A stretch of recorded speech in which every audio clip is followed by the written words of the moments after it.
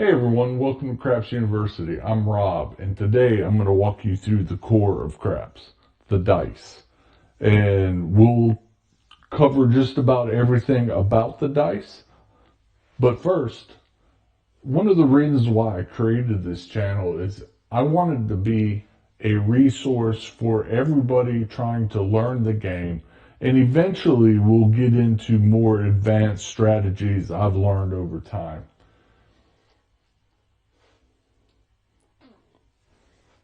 So, if you've played craps, have you ever noticed how sharp the dice are on the craps table? These are called razor edge dice. Let's compare them to a regular gaming dice, and they're more rounded. The reason why the casino likes these, it gives a true bounce and randomness. They're also a transparent design that usually have a serial number on them. If you notice, it might be a little dark to see, but there's a serial number on this one. And compared to a game dice like this, they're rounded, they roll forever. So let's do kind of a demo, and I'm going to have a gaming dice and a craps dice, and you'll notice when I roll them, let's do another one, that would kind of bounce. That gaming dice rolled many more times. The craps dice pretty much stopped only after a couple rolls.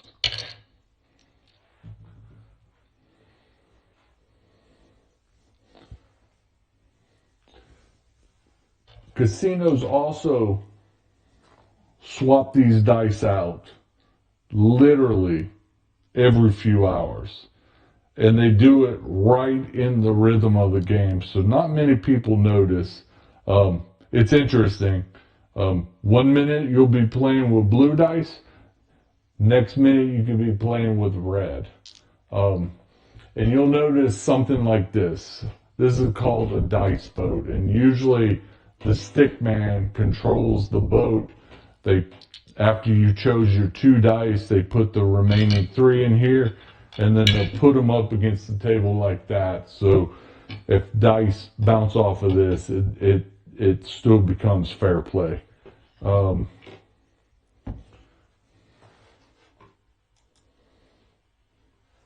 The casino is really looking for profitability, and anybody that tampers with dice, they immediately get kicked out.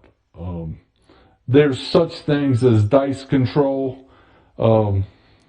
That's a much harder effort to take place, and there have been known cheats over the years. So if you notice 2 dice, they both have 6 sides. So we know 6 times 6 equals 36. So there are 46 or 36 combinations of all the dice.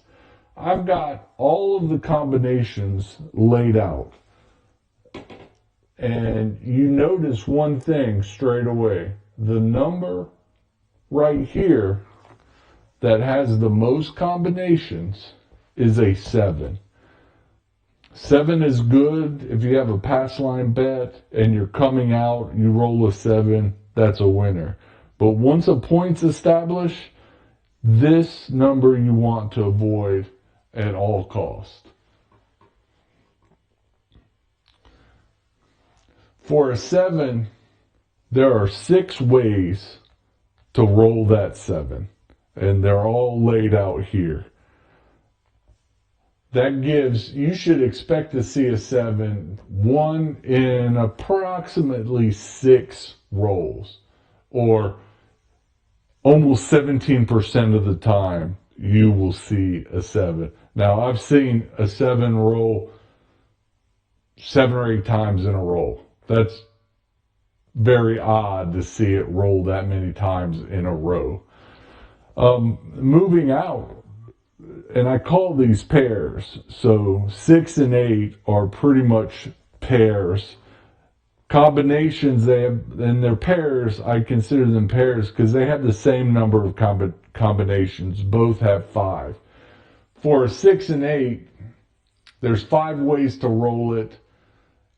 Almost 14% of the time, you'll roll a 6 and 8, and about 1 in 7 rolls. These are really good numbers to bet. Once a point's been established, if you can bet on these, your house edge is much lower. Moving out to the 5 and 9, there are 4 combinations each. You should see that about 11% of the time, or 1 in 9 rolls. Personally, my favorite number is the 9. Not sure why, but I do like the 9. I like to bet it. It is in the field. We'll talk about field bets in a later episode. The 5 is not. So in a field bet, when you look at, you've got 7, 6, 6, that gives you 19, and then 4 more. These numbers are not in the field. When you add it up, the field bet, it's a fun bet. Probably you're not going to make a living off of it, if I can say that. Now, moving on out to the 4 and 10. 4 and 10 are still box numbers, but as you can see, there's only 3 ways to roll a 4 and 3 ways to roll a 10. With that being, you should see it a little bit over 8% of the time, or 1 in 12 rolls. These are fun. 4 and 10. They both have hard ways. That's 4 and 10, 5 and 5, and a 4, 2 and 2. Also, other numbers, 6 and 8, have hard ways. I have a love for the hard ways. Start off with a minimal bet out there. If you win, press. Get your money back, press. And on a long roll, I have made a lot of money off of hardways. Moving on out, 11 and its partner, a 3. This is known as Yo 11. You get paid on the come out roll for this. People love it, but a 3 is considered a craps. There's only 2 ways to roll a 3 and 2 ways to roll an 11. You should see that about 5.5% of the time, or 1 in 18 roll. And then the last 2 here, we've got a 12 and a 2. This is known by a couple names. I hear a lot, boxcars, but I really like midnight, 12 midnight. And 2, you might hear snake eyes, but I really prefer aces because it's really the whole casino vibe of playing cards, aces. So these are 2. You should see these numbers less than 3% of the time, or 1 in 36 rolls. If you're betting heavily on 2 and 12, you might as well go play roulette, because there's 38 numbers. You on an American wheel, 37 on English. There are now some that are 39. They call that a Sands wheel. But stay away from that one. You might as well play roulette if you're counting on winning a lot of money with these 2 numbers.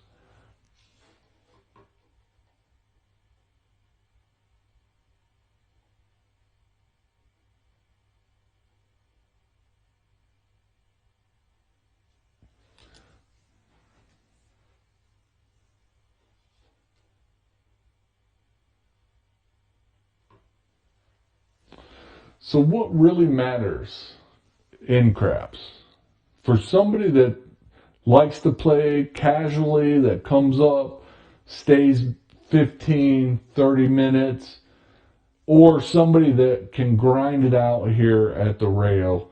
And I've played a session of craps for 10 hours straight. The only reason why I left, I needed to go eat something. So what matters? That's the odds. Here, this is the best odds, but it's kind of, there are ways to bet on the 7, which we'll get into later episodes. But really, 6 and 8 are very solid bets. You know, you've got 5 combinations for the 6, 5 for the 8. That's 10 combinations versus the 7 combinations or the 6 combinations for the 7.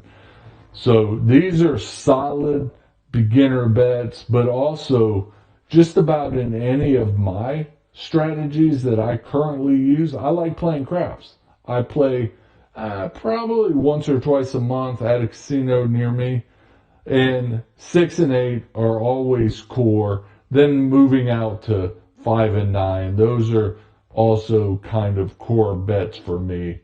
But it's up for everybody. My brother was over, and I was teaching him craps, and I told him, bet the pass line with odds and 6 and 8 to start. That's it. And here at the table, he did pretty good. You know, casinos, that's my table. My table is a little bit different. The payouts are a little bit different. It's more geared towards having fun. But